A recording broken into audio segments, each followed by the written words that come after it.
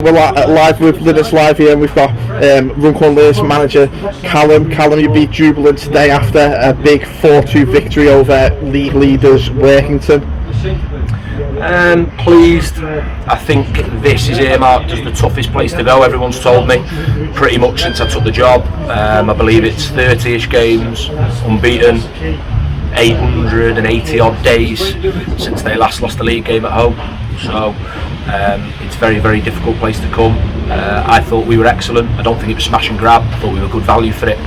There's a frustration on our part of the 2 goals we conceded, that really we sort of come to Workington and scored 4 good goals, different type of goals from different players across the pitch, to then concede from 2 set plays, particularly after going 1 that looked really disappointing. So a really pleasing victory, but look, for us we've got another game on Tuesday that if we're going to get the points that we need to be where it might be suggested that we need to get out of, we need to make sure we prepare properly for that game. So we'll move on very quickly, no real time to enjoy it, but delighted with the performance. Yeah, substitutions today made a big difference. Obviously Dapo and Rain finding themselves on the score sheet today, making the impact you wanted them to make. Yeah, so look, you probably can't see it here, but there's a wind machine in Workington that was blowing in the first half. It makes it very difficult, and I don't think we were able to play the type of football we might want to play in that first period. In the second half, when that settles down to some extent, you are able to get players in the game, but physically those that started the game have exerted themselves massively to ensure that we got parity at half time, and the way that I think we defended was excellent, bar those 2 restart opportunities. So the lads that came off the bench were brilliant. You missed Louis Hayes out there. Louis Hayes was tremendous when he came on to do something a little bit different shape wise in midfield. But when you have the squad that we had today, let's be clear, that is it's probably only them. They will have looked at their bench today. They had all the big hitters back. They were at full strength there or thereabouts, and we had to go up against that. But for the first time, I felt I had a squad that represented the strength that we've got. Look, we've got a few missing: Downs, Monaghan, Eden Gums, that are sort of out with injury. But we had a very, very strong 16, and I thought that showed today with what came off the bench. I think the biggest compliment you give them is their attitude, that they've come on and done the right things. And to be fair, both have been rewarded with getting on the score sheet. Yeah, it was a long journey up today.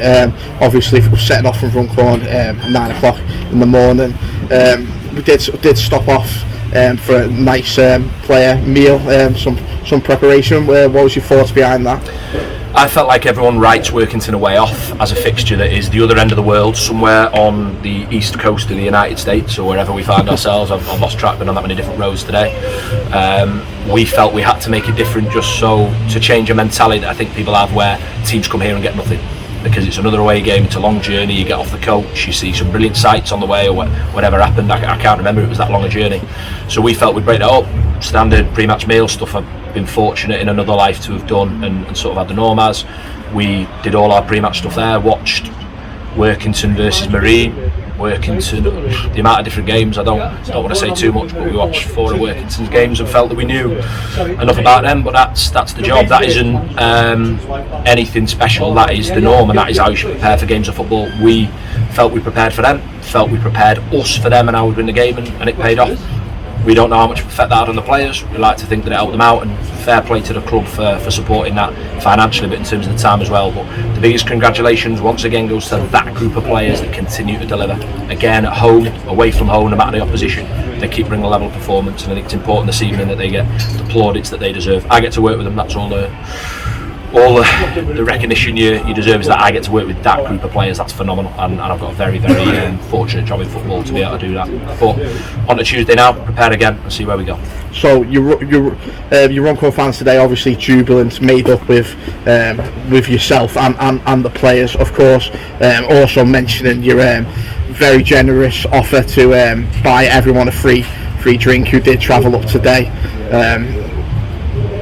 What made you want to give something back? They've been brilliant, haven't they? A lot's been made of the home attendances and the way they've come and got behind us. Really pleased with that and what that does for the football club at home in some really big games as well. We've had some derbies at home, but this type of journey, like I say, 4 trains, a bus, a camel and a ferry to get here, They deserve some recognition for the way that they've done that away at Leek, playing at Buxton on Friday night, the way they've done that at Clitheroe. They keep turning out in numbers, and just wanted to sort of show a reward for that. But you know what, I counted every single one of them in the ground, so I'm going to check every single one of them vouchers. I know how much I'm being billed.